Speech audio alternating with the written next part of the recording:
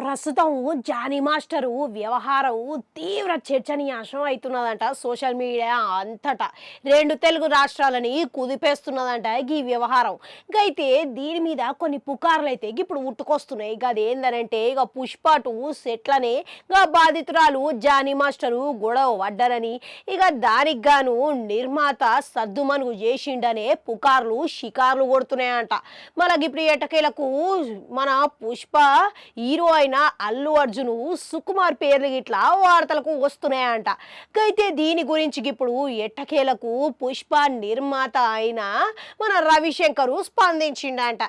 అయితే ఇటీవలనే జరిగిన బ్లాక్ బస్టర్ హిట్ అందుకున్న మత్తు వదలరా 2 విజయోత్సవ కార్యక్రమంలో ప్రెస్ మీట్లో ఈయన పాల్గొన్నాడంట.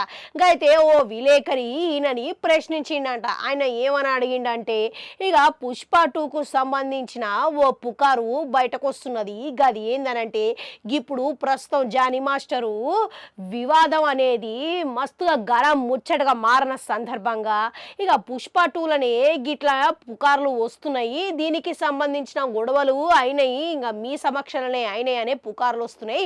ఇక దీని గురించి మీరే స్పష్టతను ఇయ్యండి అని చెప్పేసి అడగ్గా రవిశంకర్ గిట్లా స్పందించిండంట.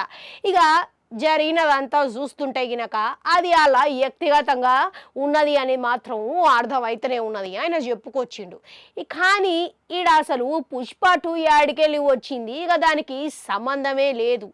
ఎందుకనంటే ఇక బాధితురాలు ఇక మాకు అసిస్టెంట్ కొరియోగ్రాఫర్ లెక్క మేము వాళ్ళని ఎంపిక చేసుకున్నాము.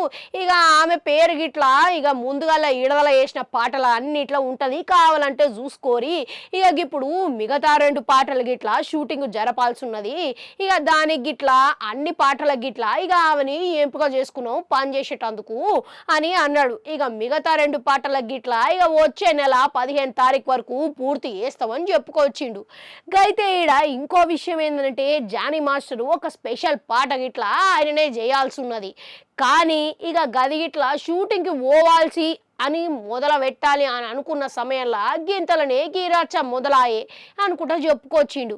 ఇక ఇప్పుడు ఇదంతా చూస్తుంటే గినక ఏదైనా సరే కానీ పుష్ప 2కి ఇక పుష్ప చిత్రయూనిట్ సభ్యులకి ఇక జానీ మాస్టర్ వ్యవహారం అనేది ఎవరికి సంబంధం లేదు, ఇక అది కేవలం వాళ్ళ వ్యక్తిగతమైన గొడవ అని చెప్పుకొచ్చిండు. ఇక అందులో ఇట్లా ఇక అటువంటి వివాదంలో ఇక నేను కామెంట్లు చేయదలుచుకోలేదని ఆయన ముచ్చటిచ్చిండంట. ఇక దీన్ని బట్టి ఇక వీళ్ళకి ఏ సంబంధం లేదనేది ఇప్పటి వరకు స్పష్టతనైతే తేలిపోయింది. ఇక మీరు ఇట్లా ఏమంటారు? ఇక ఈ పుకార్లు ఇక ఎంతవరకు నిజం అంటారు? ఇక ఆయన ఒక రకంగా అయితే స్పష్టతను ఇచ్చిర్రు. ఇక ఇందులో మీ అభిప్రాయం ఏంది అనేది, నిజాలు ఏంది అనేవి తెలిస్తే కామెంట్లలో కామెంట్ పెట్టుర్రి. ఆడో గంట ఉంటుంది, అది కూడా నొక్కరి మళ్ళొస్తా.